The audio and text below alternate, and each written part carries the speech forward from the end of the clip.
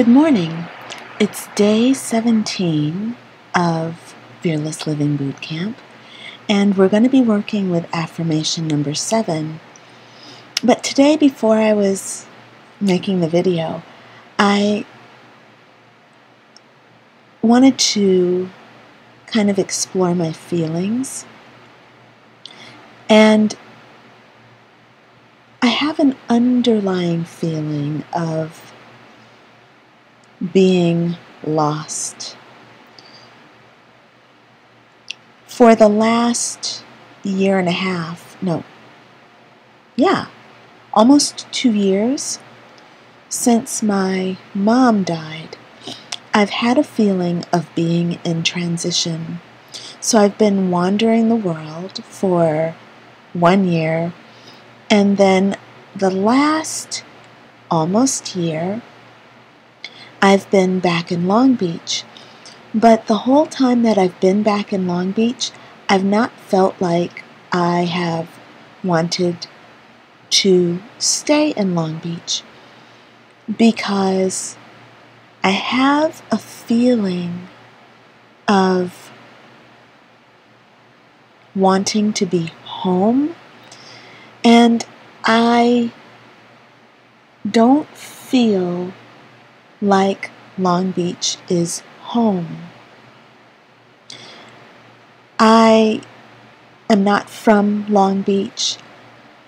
I didn't grow up here.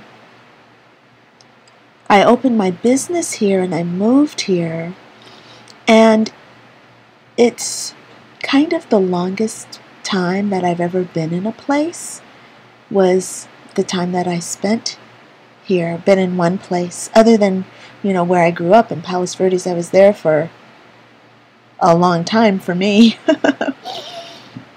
But Long Beach has not really felt like it's home for me. And so even though I grew up in Palos Verdes, it still was not home for me. Palos Verdes was not home for me either. There are two places in the world where I've ever actually felt home. One of them is not surprising, the other is surprising. The first place is Paris. When I went to Paris for the first time, I was 15, and honestly, I hated it. But it felt like I was home. I don't know. I put my foot on the ground, like I stepped onto the ground, and this energy welled up in me, like it shot up from the ground, from the floor up to my head. And I felt my whole body like in a wave. I felt like I was in a wave. Didn't feel like that in the UK, and I loved the UK. I loved Italy. Didn't feel that way in Italy. Felt that way in France. And when I was the reason I didn't like Paris when I was there, I was 15, and the French were so coincé, like so uptight, and so well-dressed, so well put together, and so bundled up, and I don't know. The thing is, I felt like it was home when I put my foot down. Didn't like it when I was traveling through it, but when I got back home after this European tour, all I could talk about was France. People would be like, "So where else did you go?" I'm like, "I don't remember. All I know was France." And all I know is that I have this yearning to go back there. Didn't like the people, was underwhelmed by the food, and I just can't wait to get back there. And every time that I've gone back to France, I have absolutely loved it. Don't know what was going on in my 15-year-old mind. Don't know what it was I was missing. But I absolutely, absolutely loved France once I got back there. So, the other place where I felt at home was in India. And that's kind of unbelievable because, as some of you might know, when I was in India last year, there was so much of my dark stuff and shadow that came up to be confronted that I was in turmoil. It felt like I was in hell. But actually, and so it felt like I was in hell while I was in it. And when I left India, I felt tremendous relief. But I have to admit that India, and Haridwar in particular, even though it was scary as hell, it was so fucking awesome. I don't know how to... India was like dying and then coming back alive every day. You know, like dying and then coming back alive. The peace was so peaceful, and the intensity, like the vibrancy was so vibrant. You know, it's like these two extremes. I don't know. It just... Anyway. So right now, all of this is to say, oh, I can tell a story, can't I? I can just go on and on. But all of this is to say that for the last few months, I thought that when I came back to Long Beach, I was going to settle down here, and it just doesn't feel right. And I'm resisting with all my might settling down. I will not get a long-term housing option. I won't buy a house. I won't rent a house. I will make no long-term solution. And it feels like a no. It feels like a no in my body, and it feels like a no in my mind. It feels like a no in my heart. And so it's an interesting place to be, like to feel like so nomadic. And I love it here, you know, I love Long Beach, but I just don't feel like I can settle down. So today I thought, okay, I'm just going to ask a really simple question of my tarot, and this is what I got. I'm going to just skip down because I said, I feel lost. Give me some insight. And it says, if you feel hopeless or lost, you may need reminding that this kind of magic occurs in your daily life. And even if you can't see it, trust it to bring joy, understanding, and fulfillment to your life, no matter what the present circumstances appear to be. So one of my totem animals is the raven. And this card is the ravens. And it says, when the raven appears, it's a sign of magic, where coincidence and divine synchronicity bring surprising elements together. The raven reminds you that on the path to wholeness, the magic of Avalon appears and all things become possible. Ask the raven to help you be aware of the synchronicity in your life and to see how the God-Goddess works anonymously on your path. So, I'm not... So for the last 2 weeks, you know, I'm coming upon my second week of surgery, and I started Fearless Living Boot Camp the week before surgery.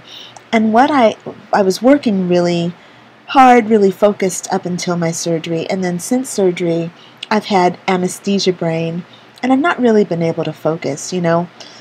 Like, I haven't been able to get anything done, and I feel very lost, and there's a lot of guilt that builds up in me. when I don't work, when I'm not of service, when I'm not contributing, when I'm not organizing, when I'm not, these are the things that I do. And when I was reading this card from the Raven, it came to me that I haven't really forgiven myself for needing to have major surgery. And on one hand, the surgery has done very well. I'm really strong. I was reading about some people's recovery. There were people that have been like really concerned that I'm up walking, 2 miles a day, and, I'm working and I feel amazing. And they're kind of like, why do you feel so amazing? You should slow down, you should slow down. And number one, if you were carrying around a life-draining bundle of joy, you too would be, and it was removed, you too would feel pretty energized, after it was gone. So I don't feel like I've had a surgery that has drained my life. I feel like I've had a surgery that has given me back my life. So, yeah, I feel amazing, and I'm strong. The thing is, wow, I'm looking outside. Sorry, I'm looking outside, and it looks stormy out there. The wind is blowing, and it's a gray sky. It's beautiful. Anyway, so my point is that I have to forgive myself for having major surgery and needing to not be productive. For it's not even 2 weeks after surgery, it's only been 10 days. That's all there is to it. Fuck it, man. I forgive myself for not working for the last 2 weeks.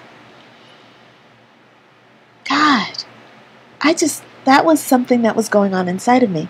Yesterday's video, I said that I'm letting myself feel my feelings, and it's been tremendous. The things that I've experienced in the last 24 hours, just by letting myself feel my feelings, there's a lot of,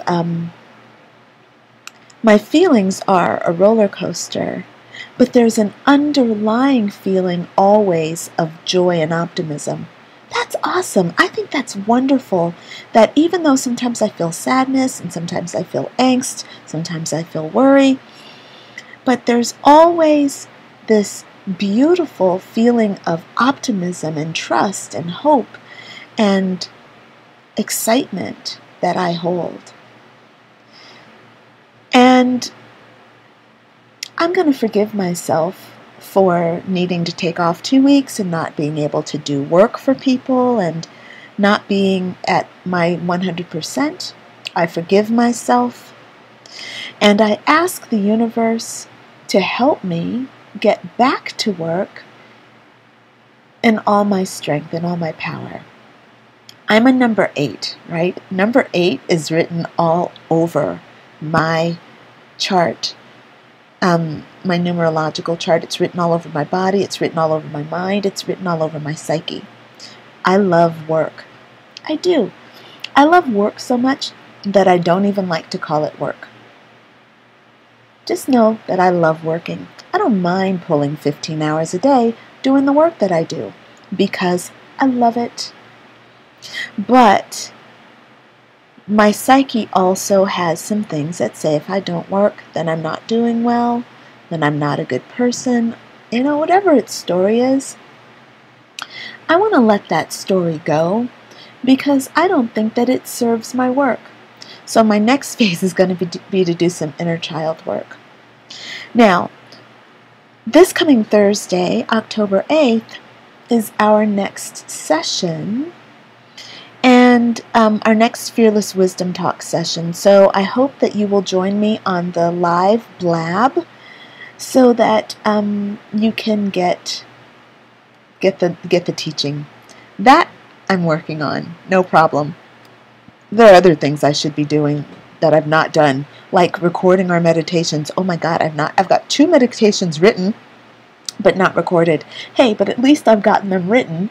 That's actually pretty awesome. I've gotten them written. The hard part is not recording them. Actually, it is, because when I record them, I feel like I have to do the whole thing perfectly, and I think that's intimidating for me, and one of the reasons why I've not recorded it is because I don't feel like I can do something perfectly. I got to look at that. Also, I've got the project that we're doing that I'm going to present to you during the live blab on Thursday. Starts at 7 o'clock. I've got to get that done. I've got to get the details written out because I'm going to be presenting to you the program. Actually, maybe I'll do that on a separate recording. I'm going to present the project to you because it's time for us to get started on that. Also, since I'm going to be in town, I want to bring us all together live. So, if you are interested in joining us and the other Fearless Tribers live, please let me know. I want to pull us together. So, anyway, let me just get into the affirmation real quick here. Should have started that. I'm going to try starting the affirmation first and see how that goes.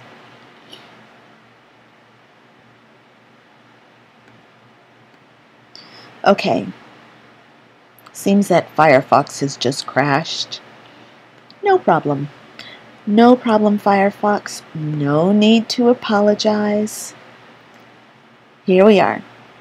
Number 7, embrace challenges. So I can already tell that this is going to be what I do today. This is going to be the major part of my daily practice, is embracing my challenges. One of my challenges being to forgive myself. I am delighted to embrace challenges. I'm delighted to forgive myself. I am a superhero who thrives on learning new things and using my resourceful mind, my intuition, and the power of my prayers to bring success to all my endeavors. Every day I thrive as I welcome new challenges, great and small, into my life. Where others may view challenge as the potential to fail, I welcome challenge with open arms, realizing that I am expanding my intellect, my inner wisdom, and even my body with each opportunity that comes. I am so grateful. Many people see challenges as hard things. My own mind sees challenges as joy expansion. One of my soul dictums, I want to say dictum, I don't know what that even means, but one of my soul's challenges or opportunities is to come in and not judge. And sometimes when we judge things as hard or difficult, it becomes really monotonous, or it feels like you might want to dread it. I'm just suggesting that we, maybe just for today, look at all of the challenges as opportunities. So this is an opportunity for me to forgive myself. That already feels amazing. And recording the meditations, it's not a challenge, it's an opportunity. I'm going to take the opportunity today to record my meditations. Already I can feel the burden lifting off of my chest and lifting off of my mind. That's kind of great, actually. The opportunity to write out our project details, I'm going to take that opportunity today. Now I'm feeling myself getting excited. Now I'm feeling like I'm ready to get to work. Ah, that's cool. All right, I think that's all for today. Thank you so much for joining me. And I'll be posting some stuff on Facebook for us today. It's Sunday, and I love to blow up our group with interesting, motivational stuff on Sundays. All right, so I look forward to checking in with you tomorrow. And don't forget to check in with me and let me know how you're doing. All right, thanks, friends. Bye for now.